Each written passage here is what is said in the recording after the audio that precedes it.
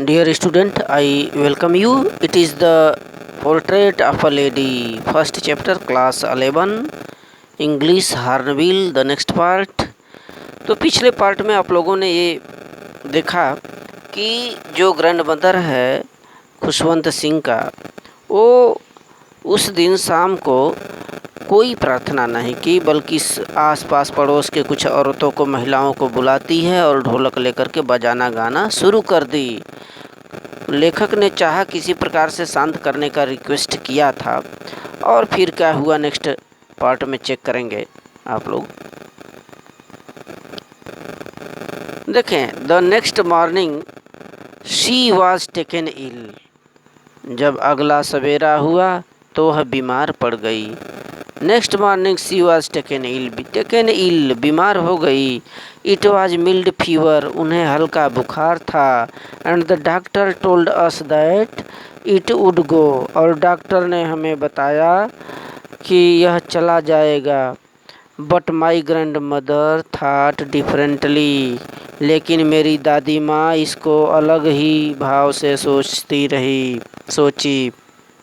She told us, उन्होंने मुझे बताई, that her and was near, उनका जो जीवन का अंत है वह काफ़ी नज़दीक है। मेरी दादी माँ मुझे बताई। She said that since only a few hours before the close of the last chapter of her life, उन्होंने मुझे क्या बताया कि मेरे अब जीवन का लास्ट चैप्टर, अंतिम अध्याय अब चल रहा है। She had omitted to pray, क्योंकि वह प्रार्थना करना भूल गई थी।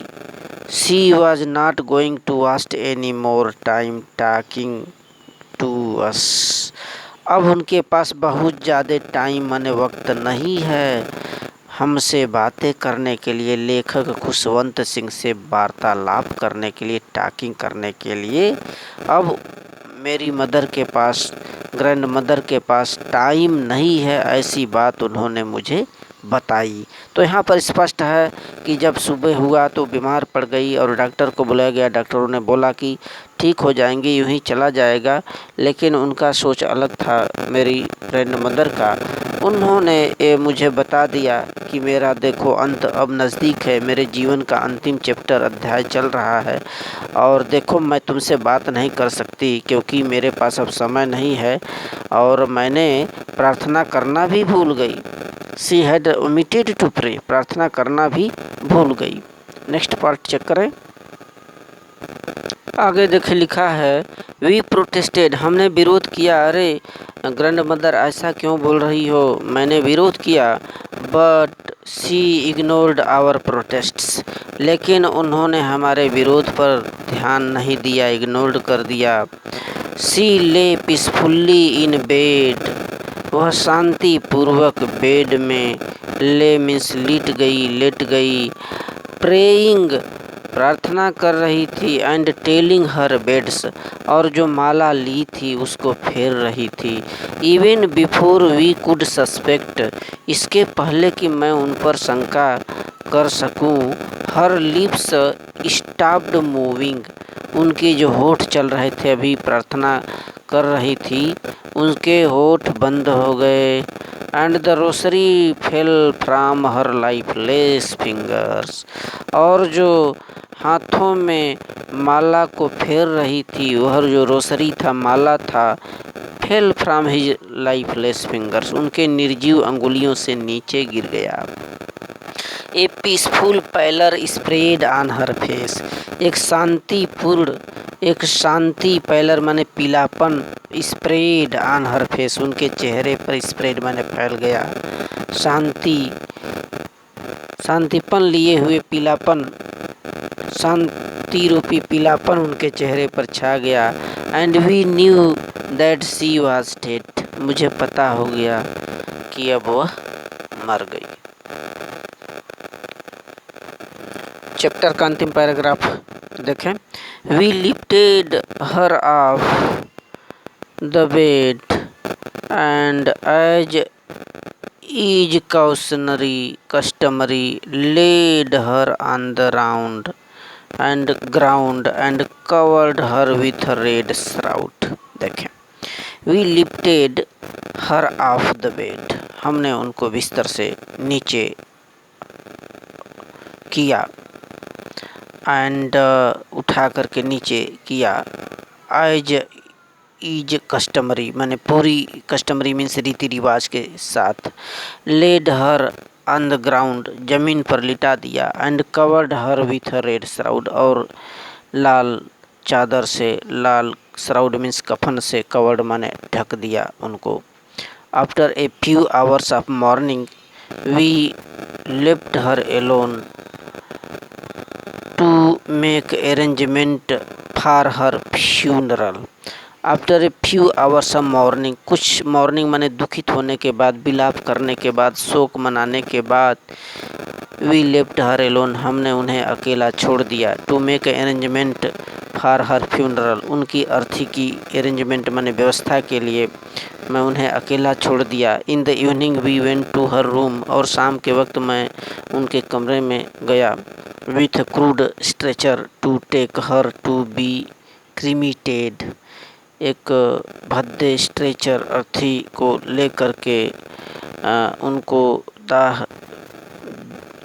दाहित करने के लिए या दाह संस्कार के लिए जब मैं उस रूम में गया शाम के वक्त, the sun was setting and had lit her room and veranda with blaze of golden light. The sun was setting, जो सूर्य था वो अस्त हो चुका था, अस्त हो रहा था, and had lit her room and veranda with blaze of golden light, और बरामदा में तथा उस कमरे में एक सुनहले रंग का प्रकाश पड़ रहा था। We stopped half way in the courtyard, हम आधे आंगन में रुक गए। ऑल ओवर द बरामदा and in her room, right up to where she lay dead and steep wrapped in the red shroud. Thousands of sparrows sat scattered on the floor. देखें, we stopped half in the courtyard, मैं आधे आंगन में आकर के रुक गया। all over the veranda and in her room right up to where she lay dead, पूरे बरामदा में और उनके कमरे में, up to where she lay dead, जहाँ पर वो पड़ी हुई थी मृत्यु, and stiff wrapped in the red shroud, और लाल कफन में ढकी हुई कड़ा उनका शरीर था। Thousands of sparrows sat scattered on the floor, वहाँ आंगन से लेते हुए बरामदा तक हजारों ये स्पैरो माने पक्षियाँ, ये जो चिड़िया थी, गौरैया बैठी हुई थी, स्कैटर्ड ऑन द फ्लोर, फर्श पर बिखरी पड़ी थी इधर से उधर। देयर वाज नो चर्पिंग्स, कोई भी आवाज़ नहीं कर रही थी, चू चू नहीं बोल रही थी। वी फेल्ट सारी, मुझे काफ़ी दुखी महसूस हुआ। फॉर द बर्ड्स, पक्षियों के लिए मैं दुखी एहसास किया, दुख महसूस किया, मुझे दया आई। And my mother fished some bread for them, और जो मेरी माँ थी वह कुछ रोटियां लेकर के आती है उन पक्षियों के लिए। She broke it into little crumbs, crumbs माने छोटे छोटे टुकड़े में उसको तोड़ती है उन रोटियों को।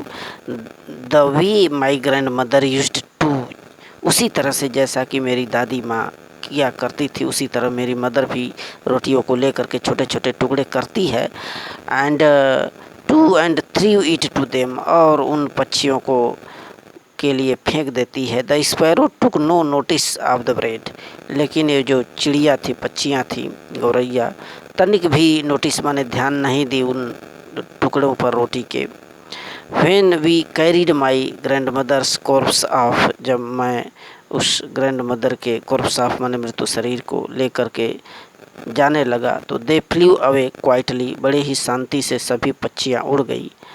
Next morning the sweeper swept the bread crumbs into the dustbin, अगली सुबह दो स्वीपर मीन्स सफाई करने वाला था। स्वेप्ट द ब्रेड क्रम्स यानी साफ किया उन रोटी के टुकड़ों को इनटू द डस्टबिन और कूड़ेदान में उनको रख दिया। So this is the end of this first chapter. I thank you.